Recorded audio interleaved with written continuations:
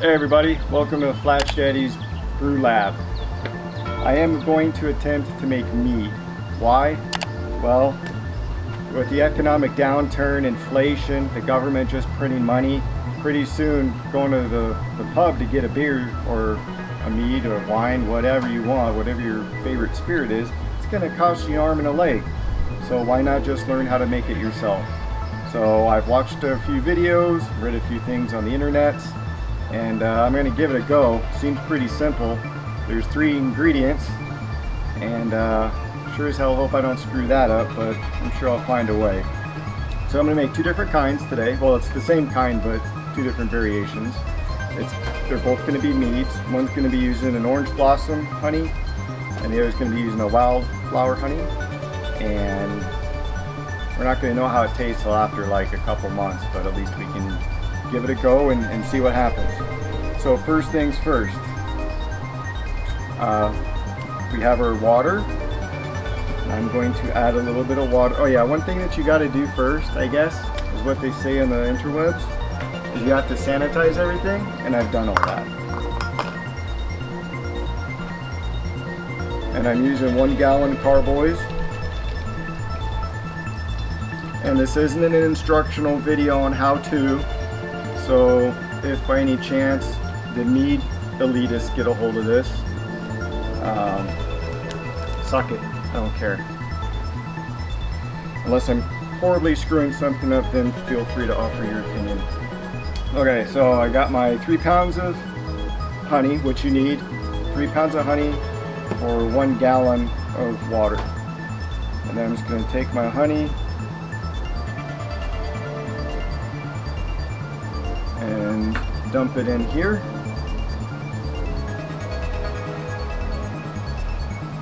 And I add a little bit of water so I can mix it up a bit.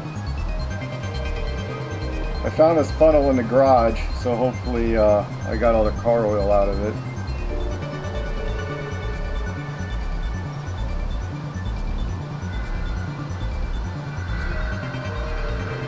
I'm sure there's an easier way of doing this. I saw some people using 5-gallon buckets. I really didn't want to use a 5-gallon bucket, so this is the way I am doing it. And it appears it's going to take a really long time.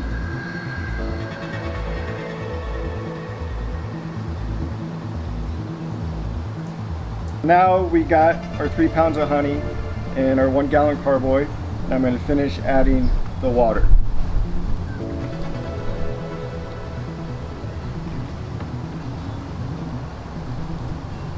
You can use tap water, you can use this kind of water. This kind of water is from the Eastern Sierras, so it's my preference because I like the Eastern Sierras.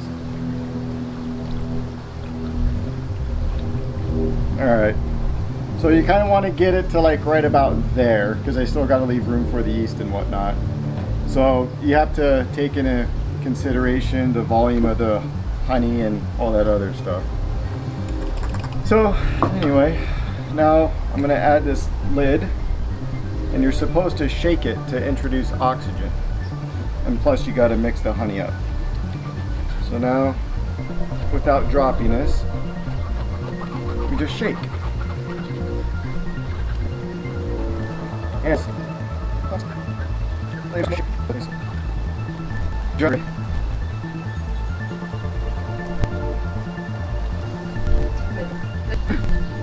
Alright, that looks like there's a lot of oxygen. So what you're supposed to do now is use this thing called a hydrometer, which is this fancy contraption. And I think you're supposed to pour it in a tube or whatever, but I don't have a tube. So I'm just going to use the carboy. It's going to be kind of hard to tell, because all the gosh darn bubbles. Yeah, I can't see shit. Yeah, I don't know.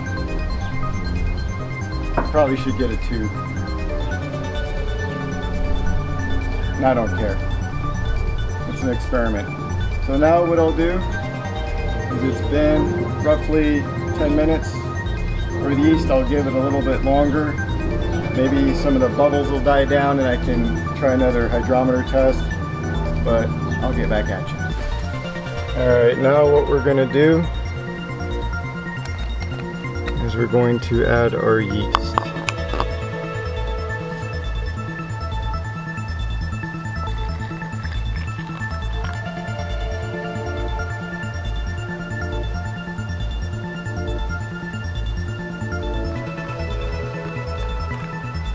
The next step is to take a stopper and stop it. And I probably didn't leave enough room. And we're gonna stick this lock in there. And basically what this lock will do is allow the gas to escape and not blow up the bottle.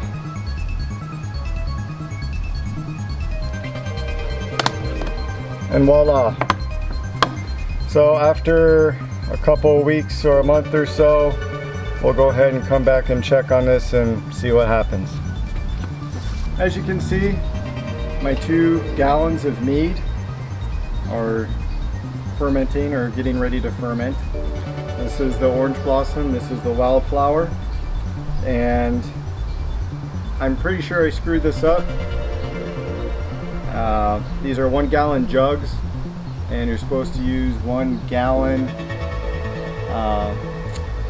of water for 3 pounds of honey. And so obviously the honey volume took away from the water volume. So I really don't know what that means. I don't know if these are going to turn out super sweet or what. Depending on how these turn out, I have 2 more carboys. Maybe I will just go buy a bucket and do the proper portions then, and then siphon the appropriate amount into the carboys. I don't know.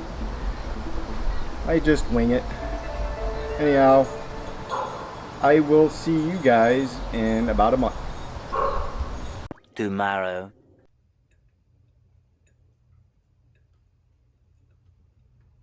It's been 24 hours since I made the mead, and now it is fermenting.